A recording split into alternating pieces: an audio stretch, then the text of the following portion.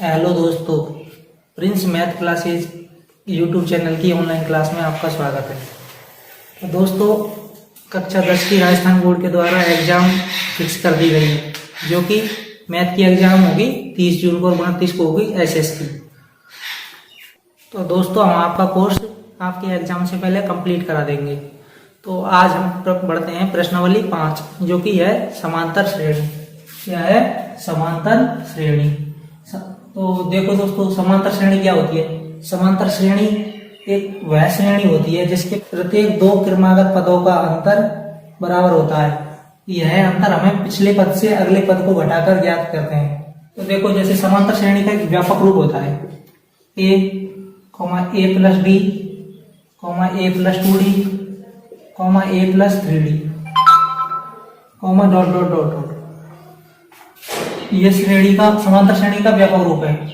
इसमें ए प्रथम पद है, ये दूसरा पद है, तीसरा पद है, चौथा पद है, ऐसी डॉट डॉट डॉट। तो देखो, इस श्रेणी के पदों का अंतर निकालते हैं, इस श्रेणी के पदों का अंतर निकालते हैं। तो देखो, दूसरे में से पहला घटाते हैं। तो दूसरा पद क्या है? जैसे a2 माइनस a1 करते हैं। तो a2 क्या है? a प्लस डी माइनस ए। तो ए से तो क्या बचा? डी। यहाँ क्या है? इन दोनों पदों का अंतर डी।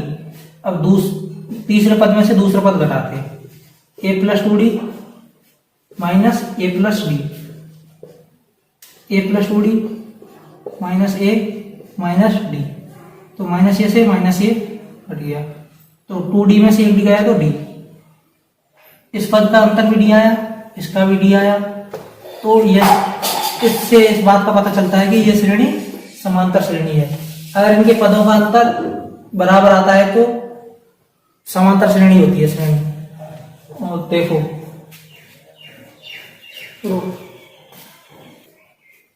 दोस्तों, अगर हमें यह पता चलाना हो कि कौन सी श्रेणी समांतर श्रेणी होगी, कौन सी श्रेणी समांतर श्रेणी नहीं होगी, तो उसका हम कैसे पता चलाएंगे? तो देखो, तो सुनो, कोई श्रेणी समांतर श्रेणी तब होगी जब उसके पदों का अंतर समान हो। जैसे हम देखें 4, 8, 12, 16 डॉट डॉट डॉट। अब हमें यह पता चलाना है कि ये समांतर श्रेणी है या नहीं है। तो हम इसके पिछले पद में से अगला पद घटा के चेक करेंगे। अगर दोनों पदों का अंतर बराबर आया तो समांतर श्रेणी होगी, नहीं तो अन्यथा समांतर श्रेणी नहीं होगी। इन दोनों का अंतर कितना आएगा? 4। इन दोनों का अंतर 4, इन दोनों का अंतर 4। तो मतलब प्रत्येक दोनों पदों का अंतर 4 4 आ रहा है। तो यह समांतर श्रेणी है। जैसे उदाहरण के लिए हम बात करें 8, 16, 24, 32 डॉट डॉट डॉट। तो हमें पता चला, मतलब ये श्रेणी समांतर श्रेणी है या नहीं है, इस बात का कैसे पता चलेगा? इसके प्रत्येक पिछले पद में से अगला पद घटाएंगे, प्रत्येक पिछले पद में से अगला पद घटाएंगे। अगर ये अंतर समान आया तो ये समांतर श्रेणी होगी। और ये जो अंतर समान आ रहा है, इसी अंतर को सारवंतर कहते हैं। ऐसे डी से निरूपित करते हैं, सारवंतर को डी से, प्रथम पद को ए से करते हैं। ठीक है, अब देखो, इसमें अंतर घटाते हैं डी, ये क्या होगा? a2 माइनस a1 करते हैं। तो 16 माइनस 8 कितना है? 8। इसमें डी कितना है? 8। अगर ये करते हैं डी, मतलब तीसरे में से दूसरा घटाते हैं, a3 माइनस a2, तो डी कितना आया? 24 माइनस 16, ये भी 8 आया। ये करते हैं डी बराबर, मतलब a4 माइनस a3, तो कितना? 32 माइनस 24, ये कितना आया? 8। मतलब हर बार डी समान आ रहा है, तो यह श्रेणी समांतर श्रेणी है। और ये जो इनका जो अपन डी निकालते हैं, इस डी को बोलते हैं सारवंतर। डी कैसे निकालते हैं? पिछले पद में से अगला पद घटाकर। ठीक है दोस्तों, समांतर श्रेणी का एक व्यापक रूप होता है। व्यापक रूप क्या? व्यापक रूप देखो, व्यापक रूप समांतर श्रेणी का क्या होता है? व्यापक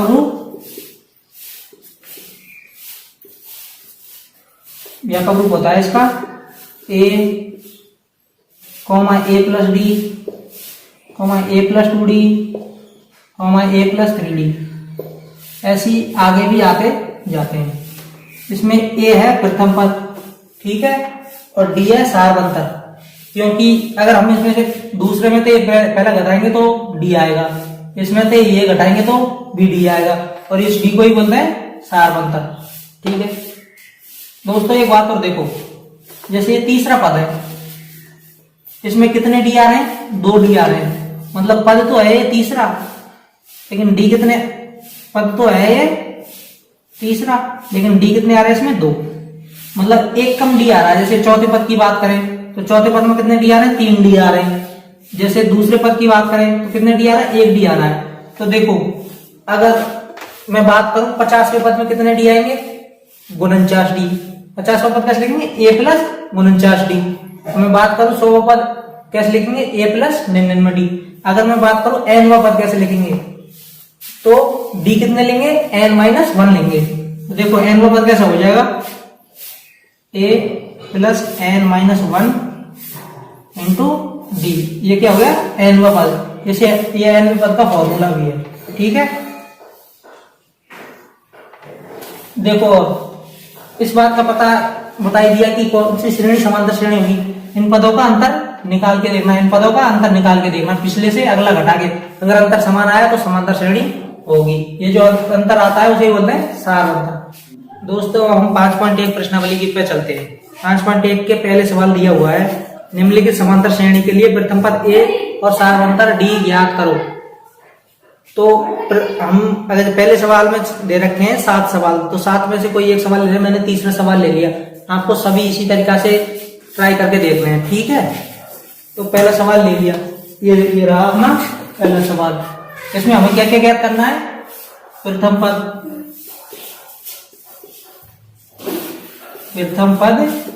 तो किससे निरूपित करते हैं? ए से। एक तो ज्ञात करना प्रथम पद और एक क्या करना है? सार अंतर। सार अंतर को डी से। तो देखो इसमें ये सवाल दे रखा है पहले के थर्ड, तो इसमें प्रथम पद क्या हो गया?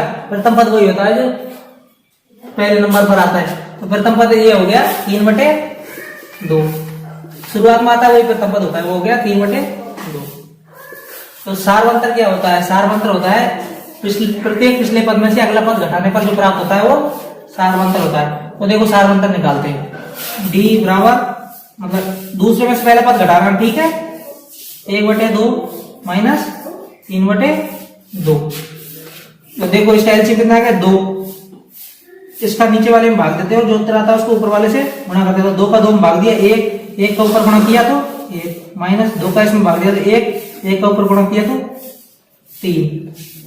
कितना बचा? -2/2। कितना है? -1। तो इसका सारवंतर कितना आ रहा है? -1, ठीक है। तो आपको पहले क्वेश्चन के सातों सवाल इसी तरीके से करने हैं। प्रथम पद बताना है 3/, मतलब जो शुरुआत में आता है वो प्रथम पद होता है। और सारवंतर कैसे याद करते हैं? प्रत्येक पिछले पद में से अगला पद घटा के। तो पिछले पद के दूसरे में से पहला घटा दिया, 1/2 माइनस 3/2, तो क्या आया? -1। तो इसका सारवंतर ये हो गया, ये हो गया। आप पहले के सभी सवाल कर लेना, ठीक है, वीडियो पॉज कर। आप स्क्रीनशॉट लेना चाहो तो ले सकते। दोस्तों अब चलते हैं हम सवाल नंबर दूसरे पर। दूसरे सवाल में दिया गया है कि यदि किसी समांतर श्रेणी के लिए प्रथम पद ए और सारवंतर डी निम्नानुसार दिया हुआ है तो उस समांतर श्रेणी के 4 पद लिखिए। मतलब हमें प्रथम पद का और सारवंतर का मान दिया हुआ है। दोस्तों हम किसी एक सवाल पर चलते हैं। देखो मैं करा रहा हूं क्वेश्चन नंबर 2 का थर्ड क्वेश्चन, ठीक है।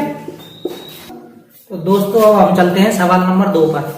मैं दूसरे सवाल में से फिर से तीसरा करा रहा हूं, ठीक है। आपको बच्चे सारे सवाल इसी तरीके से ट्राई करके करने हैं। अगर आपसे नहीं होता है तो आप मुझे कमेंट कर देना, मैं आपको अगली एक वीडियो और बना दूंगा। तो देखो इसमें हमें दे रखा है सवाल में प्रथम पद दे रखा है और सारवंतर दे रखा है, और हमसे पूछा है अगले 4 पद ज्ञात करो। तो देखो समांतर श्रेणी का व्यापक रूप क्या होता है? a, a plus b, a plus 2d, a plus 3d, a plus 3d। मतलब ये इसी प्रकार से आगे चलते जाते हैं। तो हमें 4 पदों की जरूरत है, 1 2 3 और 4 हो गए। देखो अगर पहले पद में मैं d जोड़ दूं, अगर पहले पद में d जोड़ दिया जाए तो ये दूसरा बन गया। अगर दूसरे पद में फिर से d जोड़ दिया जाए तो ये तीसरा बन गया। अगर तीसरे पद में फिर से d जोड़ दिया जाए तो ये चौथा बन गया, ठीक है। अब देखो पहला पद कितना दे रखा है? ए बराबर कितना दे रखा है? 0.6। ये पहला पद हो गया, ठीक है। अब दूसरे की बात करें दूसरा पद क्या होता है A plus D, A plus D. इसमें ए का मान 0.7 और डी का मान 1.1, तो कितने आ गया 1.7। ये हो गया दूसरा पद। और बात करें तीसरा पद, तीसरा पद क्या होगा a2 में, मतलब दूसरे पद में d जोड़ देंगे, a2 प्लस डी। तो a2 कितना है 1.7 प्लस डी 1.1, कितना हो गया 2.8। अब बात करें हम चौथे पद की, तो चौथे पद में तीसरे पद में फिर से डी जोड़ देंगे, डी जोड़ दिया तो कितना है तीसरा पद 2.8 प्लस डी कितना है 1.1, ये कितने के बराबर हो गया 3.9। तो ये अगले चार पद ये हो गए एपी के, पहला, दूसरा, तीसरा, चौथा। दोस्तों आपको दूसरे के सभी सवाल इसी तरीके से ट्राई करने हैं। आप एक बार अपना स्क्रीनशॉट ले लो। मैं दोस्तों अब हम चलते हैं सवाल नंबर 3 की तरफ। तो सवाल नंबर 3 में ये क्वेश्चन है 5वां। तो सवाल नंबर 3 क्या कह रहा है, मतलब पद दे रखे हैं, मतलब कोई श्रेणी दे रखी है, इस बात का पता करना है कि ये समांतर श्रेणी है या नहीं है। अगर ये समांतर श्रेणी है तो अगले 4 पद ज्ञात कर रहे हैं, ठीक है। तो देखो ये समांतर श्रेणी दे रखी है, ये श्रेणी दे रखी है, समांतर श्रेणी नाम नहीं बोलेंगे, ये श्रेणी पता करना है ये समांतर श्रेणी है या नहीं है। इस बात का कैसे पता चलेगा ये समांतर श्रेणी है या नहीं है, मतलब प्रत्येक पिछले पद में से अगला पद घटा के देखेंगे, अगर अंतर समान आ रहा है तो ये समांतर श्रेणी होगी, अगर अंतर समान नहीं आ रहा है तो ये समांतर श्रेणी नहीं होगी। देखो अंतर निकालने के लिए डी a2 माइनस a1, मतलब दूसरे पद में से पहला पद घटा है। देखो तो √8 माइनस √2। अब क्या होगा √8 को ऐसे नहीं लिख सकते क्या, 4 गुणा 2 माइनस √2। तो 4 का अंडर रूट से बाहर क्या आता है 2 आता है, तो 2 √2 माइनस √2। तो क्या बचा 2 √2 में से 1 √2 है तो √2। इस मतलब यहां से डी तो निकल आया, लेकिन इस बात का भी तो पता चलना चाहिए इन दोनों के बीच का भी अंतर समान हो, इनका भी अंतर समान हो, तभी ये समांतर श्रेणी होगी। तो देखो इससे डी निकालते हैं, डी बराबर a3 माइनस a2, मतलब तीसरे पद में से दूसरा पद हटा रहे हैं। तो √18 माइनस √8, ठीक है। 18 को कैसे लिखेंगे 9 गुणा 2 माइनस 4 गुणा 2, ठीक है।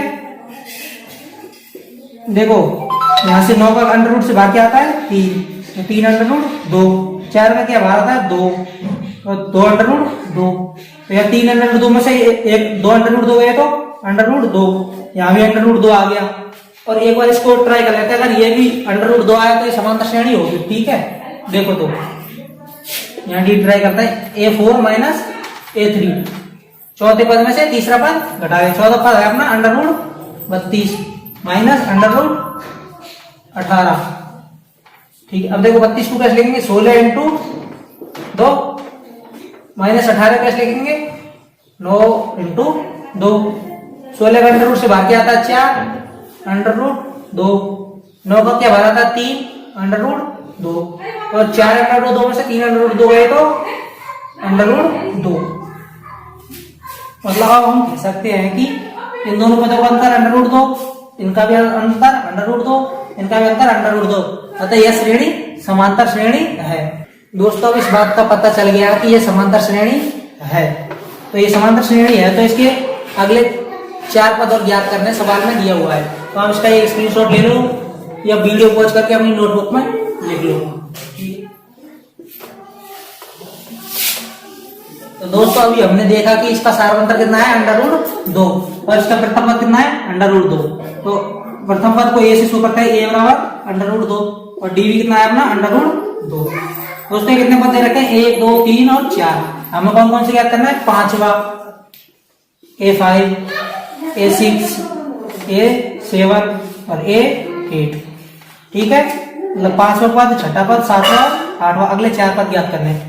5वें पद को क्या मैं ऐसे लिख सकता हूँ क्या a प्लस 4d, मैंने शुरुआत में बताया कि एक कम d लेते हैं, ठीक है। और छठे पद को क्या लिख सकते हैं a प्लस 5d, 7वें को a प्लस 6d, 8वें को a प्लस 7d। तो हमारे पास a और d के मान अपने पास नहीं है, तो यहाँ पे मान रखते हैं, ठीक। देखो a का मान √2 प्लस 4 इंटू डी का मान √2। अब छठवें पद में ए का मान √2 प्लस 5 इंटू डी का मान √2। इसमें देखो √2 प्लस 6 गुणा √2। इसमें देखो 6 √2 प्लस 7 गुणा √2। इन सभी में ए और डी के मान रख दिए। देखो 1 √2 और 4 √2 कितना हो गया? 5 √2। 5 √2 1 √2 कितना हो गया? 6 √2। ये ऐसी प्रकार कितने हो गए? 7 √2। ये 8 √2। अब देखो 50 5 √ के बाहर आता है तो भीतर जाएगा तो क्या हो जाएगा? 25 हो जाएगा। मतलब 5 √ के बाहर आया, इसका मतलब ये है कि √ के भीतर पहले 25 था, तो इसको अंदर देख लेता हूँ कितना हो जाएगा? 25, और 25 का गुणा 2 से तो √50। 6 बाहर आया है तो ये अंदर होता है तो कितना होता है? 36 होता है। तो ये कितना? 36 का गुणा 2 से 72। ये 7 बाहर आया, 7 का क्या होता है? 49, और 49 का गुणा 2 से 98 98। 8 बाहर आता है तो इसका अंदर क्या होता है? 64। तो इसका कितना हो गया? 128। तो दोस्तों हम अगले 4 पद याद कर चुके हैं। ये छठवां पद, 5वां पद रहा, ये छठवां, ये 7वां, ये 8वां। तो इसी प्रकार से आपको तीसरे के सभी सवाल ट्राई करने हैं, ठीक है। मतलब पहले पता चलना है कि ये समांतर श्रेणी है या नहीं है। इस बात का कैसा पता चलेगा ये समांतर श्रेणी है या नहीं है? प्रत्येक पिछले पद में से अगला पद घटा के देखना है। अगर अंतर समान आ रहा है तो ये समांतर श्रेणी होगा, और जो अंतर आता है उसे ही सार्वंतर कहते हैं, ठीक है। और अगर ये समांतर श्रेणी है तो अगले 5 पद, 4 पद ज्ञात करने हैं, ठीक है। तो हम 5.1 को पूरी कर चुके हैं। अगर आप कमेंट कर देना अगर आपको और कोई सा सवाल बताना है तो, ठीक है। अब हम अगली वीडियो में 5.2 पर बात करेंगे, ठीक है।